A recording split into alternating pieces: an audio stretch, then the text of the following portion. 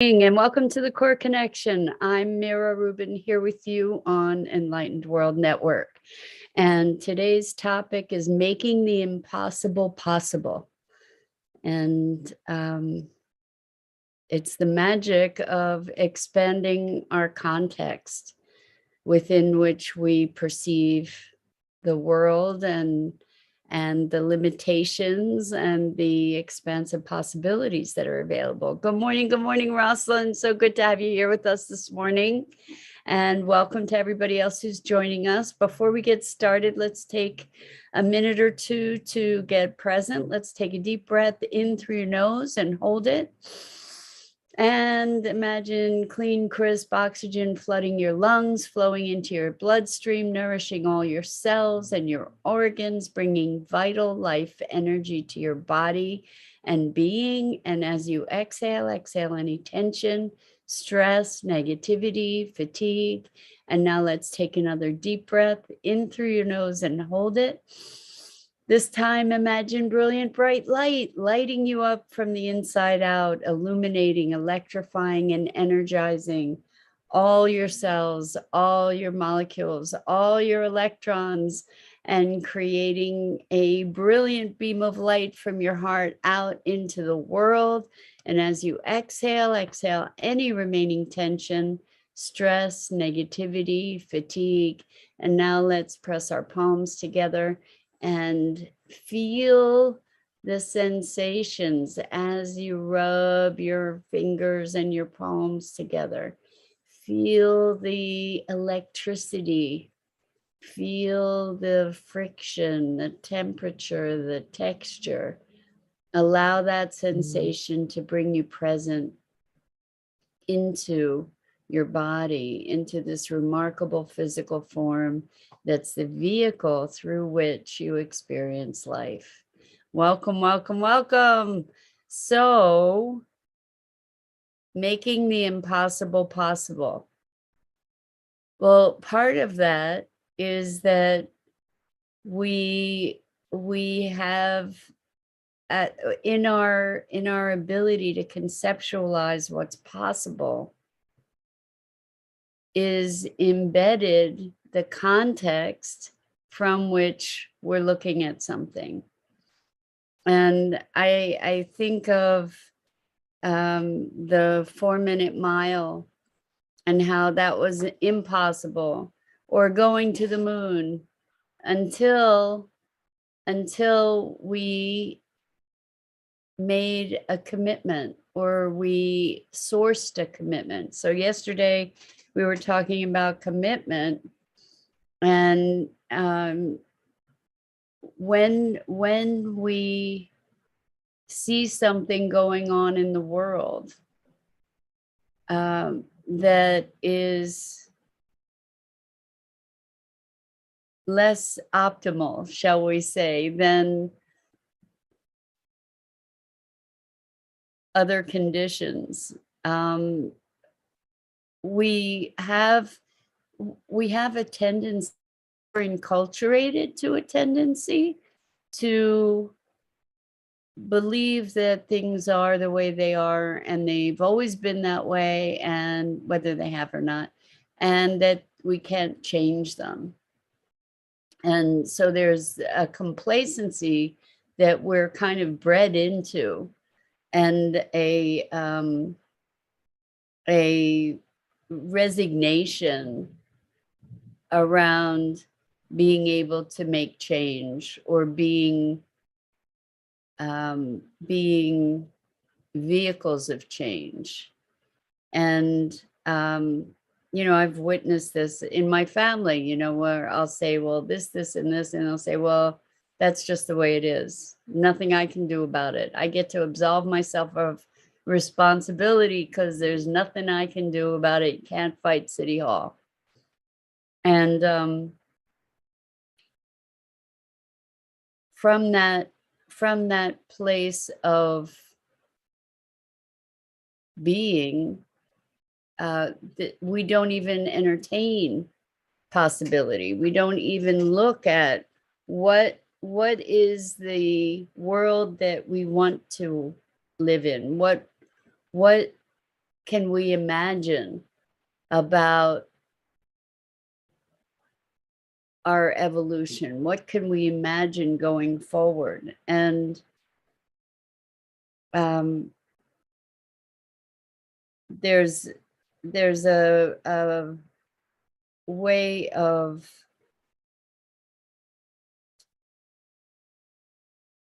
if we can imagine it, we can create it. And it's a perspective of, well, if we can imagine it, we can create it. And so I've been thinking a lot about the fracking fight in New York State, where it was an absolute and utter impossibility to do anything about fracking other than regulate it. That was the general consensus. That was the thinking. And it wasn't the thought of a ban on fracking, it wasn't even thinkable. It wasn't even in the conversation, because this idea of its isness was so deeply entrenched. And it took the courage and vision of essentially one woman to start, named Helen Slotjay, who won the Goldman Prize, which is kind of like the Nobel Peace Prize for environmental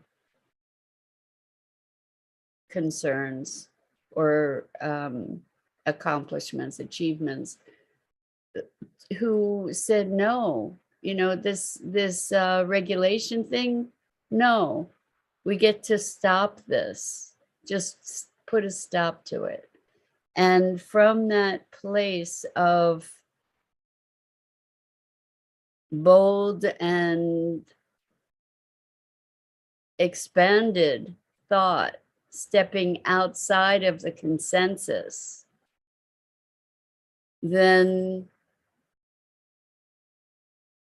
she was able to find a way forward and accomplished, not by herself by any means. And it was not an easy achievement. It took 10 years. Rosalind says, if you take away the sense of a deadline, then it seems easier to entertain other options.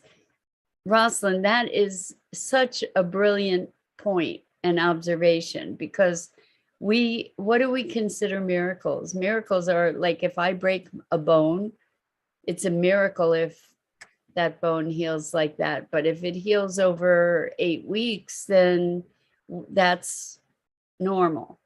That's to be expected. But if it heals instantaneously, it's a miracle.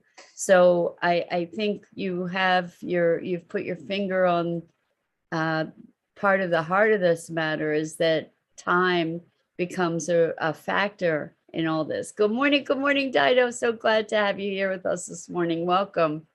So we're talking about making the impossible possible. So the interesting thing is that, we've been talking about thinking outside the box, creating context, using our imagination, being willing to stand up, being willing to be responsible, holding a vision, having a purpose. In the course of this fracking fight, Helen encountered incredible pushback and resistance from even people in the environmental movement, who were saying, no, the best we can do is regulate. All of these environmental organizations, her colleagues, legal colleagues, everybody was telling her this is crazy, or it's illegal, or it's impossible. And she did it. with it collectively, obviously in community with the people that it was impacting. But the thing that we get to look at is, what does it take to disrupt and regenerate systems that have been dysfunctional? How do we transform systems that are dysfunctional into something that is life affirming and regenerative? The definition of regenerative is something that supports the thriving of life, the abundance of life. And I just recently encountered a group called the World Water Council, I believe. And they came up with a global water law, a proposal for a global water law that is designed to preserve and promote the health and availability of water to all people on the planet, and all beings, actually, clean and healthful water, given that water is the lifeblood of the planet and the foundation of life as we know it. And we've been decimating it for centuries, I guess, but more aggressively in the recent technological age. And I thought, this is such an audacious and bold stand, and so powerful and so necessary. You know, like the things that we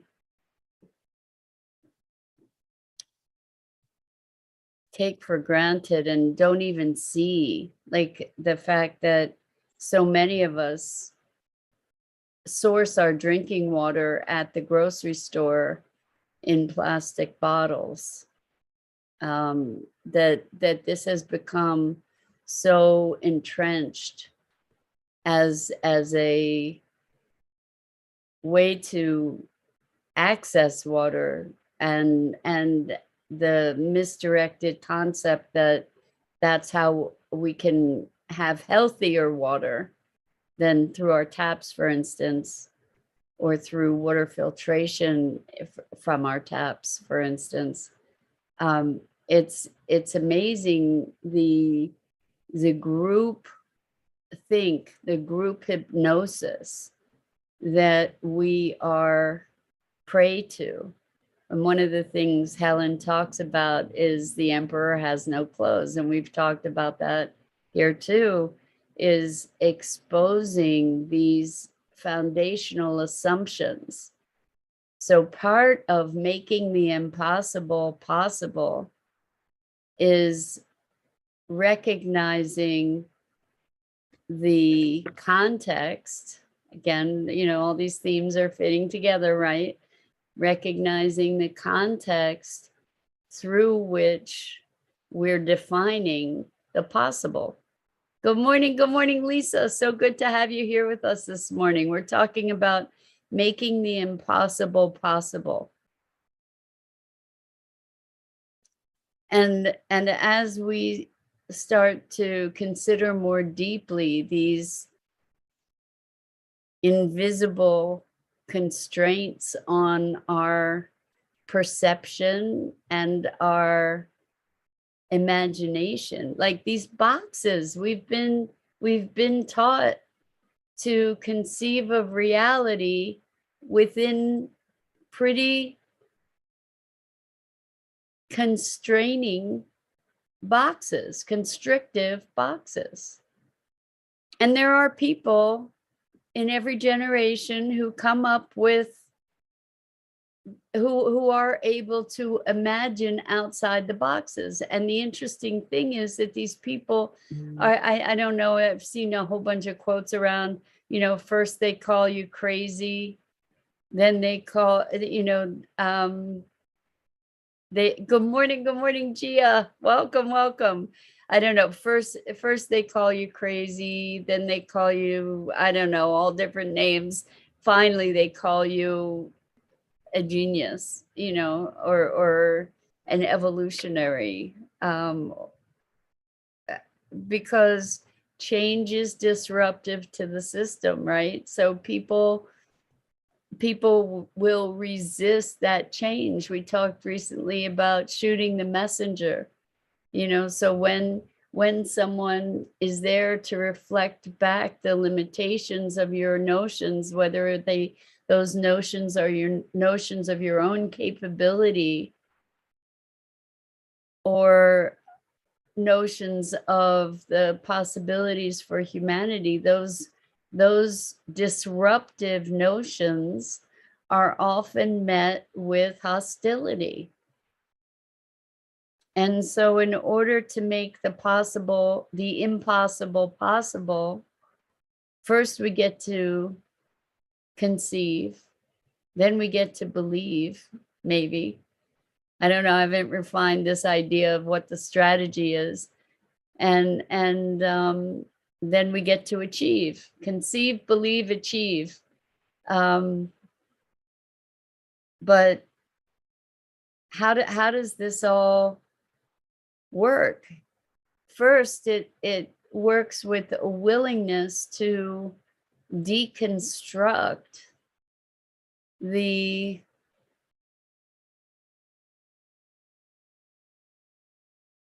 context within which the cognitive structure within which we reside. And actually, this is really interesting too, in this regeneration or the concept or the thinking. It's actually a way of thinking.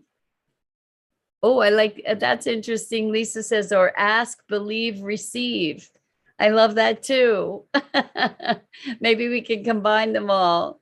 You know, so in order to ask, you need to be able to step outside of our limited thinking also, right? So here's the thing, that this regenerative development is very reflexive, very much looking at our own process of thinking and questioning where our assumptions arose from. Not that we need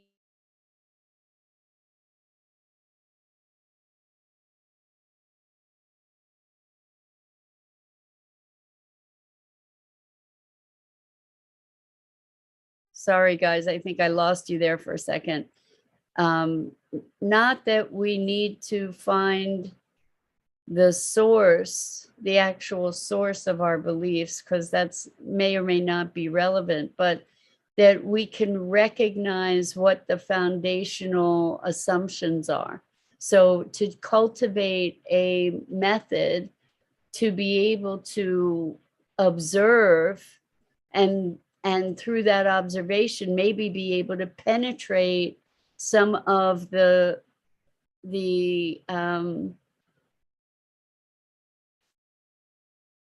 veil that, or the, well, to be able to penetrate and move beyond the lens through which we're interpreting the world.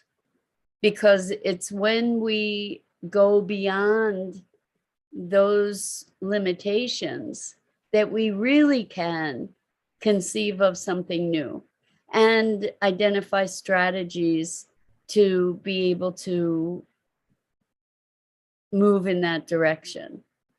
We get to be able to see anew, to see differently, to conceptualize differently. When we look at, it's a very different thing to be interacting from a place of believing that we're each separate, that it's a dog eat dog world, that's a very, very different paradigm from we're all interconnected and we're all contributing to one another, and that there are impacts that I don't have to directly work on this situation to achieve this objective. For instance, um, an example that Carol Sanford gives in her work, in her book called Indirect Work, is that it's a whole lot easier to work on cleaning a watershed by working on a forest upstream that is delivering the water than to have to be creating all kinds of water filtering plants, for example. So when we open our minds, when we open our thinking, then we're then embarking on a path that allows us to identify paths to achieving the impossible, what was previously inconceivable, unimaginable. So Rosalind says, when it's too much to think about, like, how am I going to make this happen? Where should one focus their attention? I think that that's a really, really great question. And I love the way you framed it, because the question is, how am I going to make this happen? And I'm going to say maybe that reframing that. So that's the idea of indirect work. It's like, I'm not making it happen. I'm looking for the opportunities and the pathway to emerge. So it's not necessarily me exercising force and control on something as much as it is being present to the flow of things that will lead in that direction. It's a very different mindset. It's a very different mindset. And I had so as an example, I was talking to a client, and there was this client was experiencing a conflict around a relationship that's a long distance relationship. And so the thing that had been put on the table is, how about if you move here? No, how about if you move here? So it was a black and white decision. And we brought up, well, what if you could do both? Instead of it's my way or your way, what if we both find a way? What if there's a way that we can both win? It's a way, and this person was like, you know what? I never even thought of that. And so here it's like stepping out of, here's our existing problem, in big air quotes, because we're calling it a problem, therefore it's a problem. Here's our existing problem. What happens if we go to this level, a different level of perspective, where we can see a greater whole, where we can consider all the wants and needs and requirements, and then all of a sudden things change, right? Things change when we shift context. So Gia says, I too wanted to ask the same thing. How am I to make it happen? Thank you for asking. And Rosalind, thank you for asking. Oh, thank you for answering. And Rosalind, thank you for asking.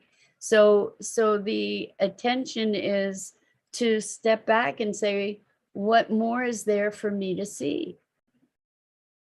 What impulses can I recognize? What are the rules, so to speak, that are governing this?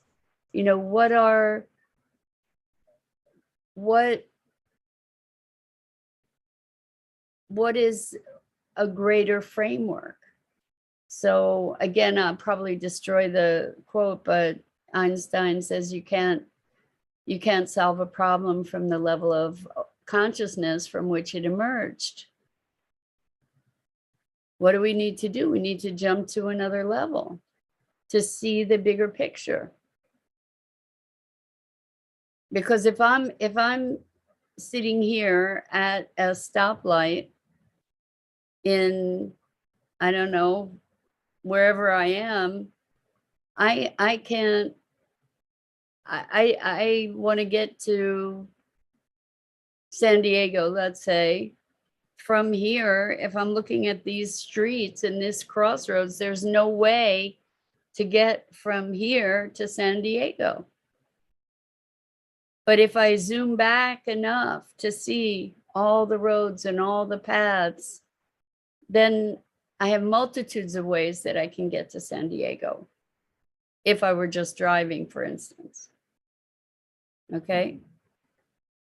And so we get to zoom out, we get to let go of our need to try to control it. Right. So, for instance, with the eco park, first of all, I have no idea how I'm getting there. I'm just intending. This is where we come up again with the power of commitment. We were talking about commitment. What are your commitments? Well, the power of your commitment, the power of your intention is part of that zooming back, is part of that conceiving of the impossible. And then not sitting back passively to just allow, but to actively engage in that expanded view.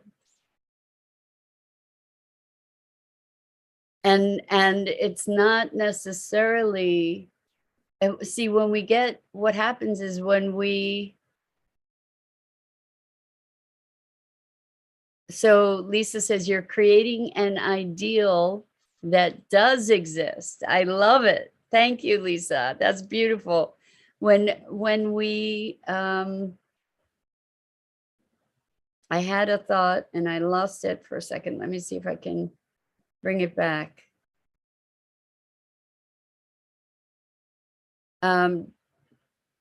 So Gia says, well said, Mira, being present to it and letting go of your control and seeing a bigger picture. Thank you, Gia. You helped me get my thought back. So this idea of, I want to make this happen, is already a box because we have an idea of what this is, right? And we're going to try and make everything conform to that idea, which is limiting the evolution of it, the generation of it, the vitality of it, because I have this fixed idea. So I kind of encountered something like that with the eco park. Like, I had this idea of what I wanted it to be. This is what I wanted it to do. This is what I wanted to make happen. And somebody asked me a hugely disruptive question, which was, what would nature want? Which, as I entertained it, it made my whole idea of what I wanted to make happen crumble, because I had the willingness to entertain that.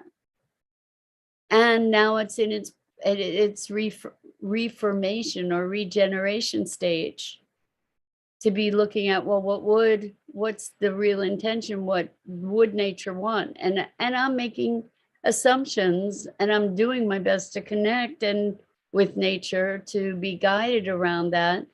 And maybe my new conceptualization is going to shift too.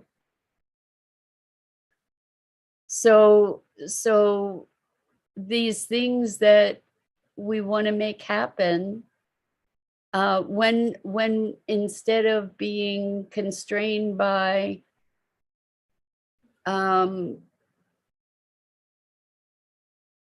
our ideas of how things work, maybe we can conceive beyond that.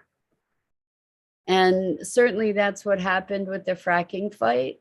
And they decided, you know what, this has just got to stop. So that's what was to happen. That's the intention. That's the commitment. From that commitment, the how to emerged. In the face of impossible odds. Like, anybody that would have asked about it early, before that happened, would have said, no, it's not possible. It's not going to happen. It's here to stay.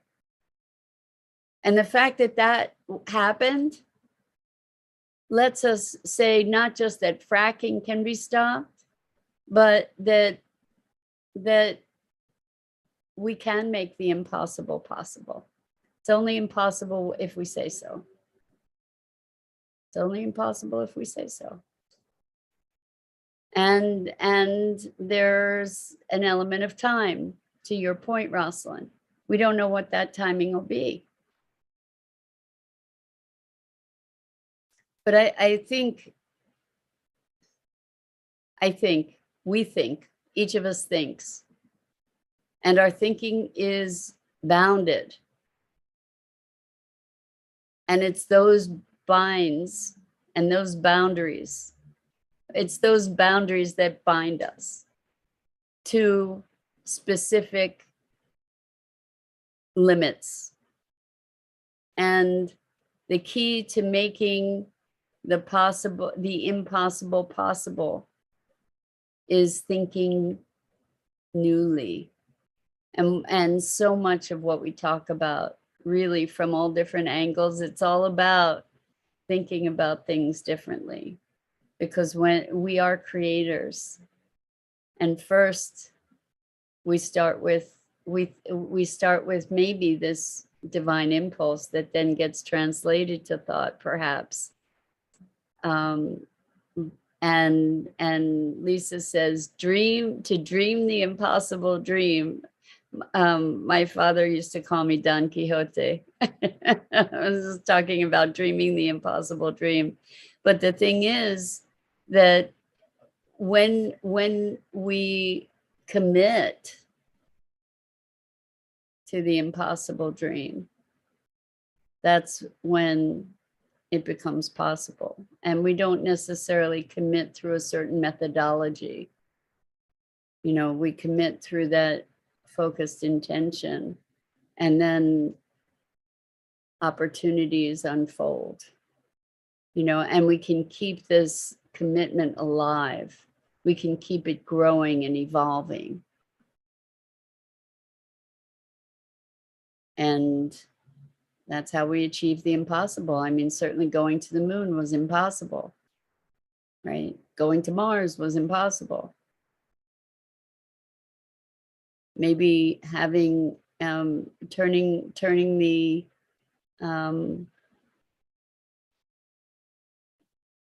the tide on the destruction of the planet. Some people think it's impossible. We get to make it possible. We get to make a world of peace possible. We get to make ending hunger, or everyone being fed, everyone having needs met, and in a vital, life affirming way. We get to make that possible.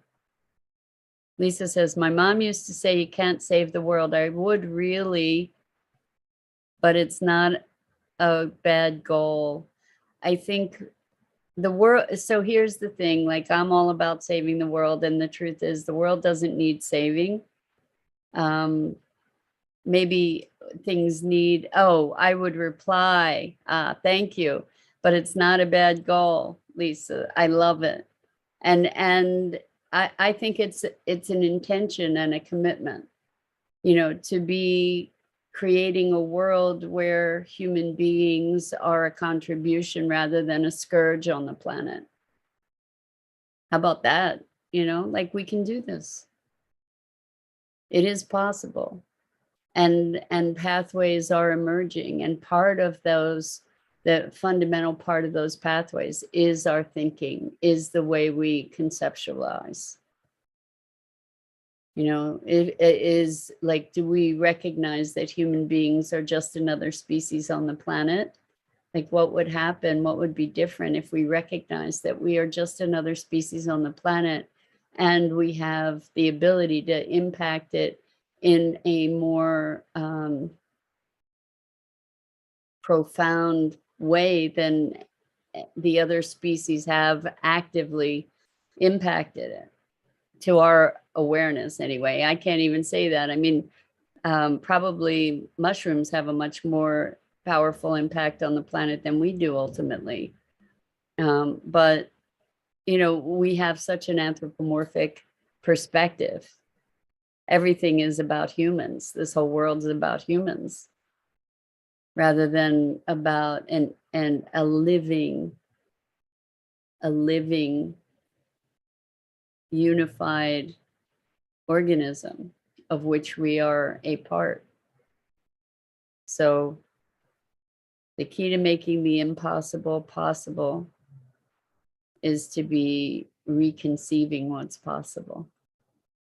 And so with that, I'm going to call it a morning. I so appreciate your engagement in these conversations. Yeah, so that's it for today. I'm Mira Rubin. This is the Core Connection. And I go live here each weekday morning on the Enlightened World Network Facebook page and YouTube channel at 9 a.m. Eastern. And please check out the other awesome programming on Enlightened World Network, EWN One with the Earth, Enlightened World Living. And so much gratitude and appreciation.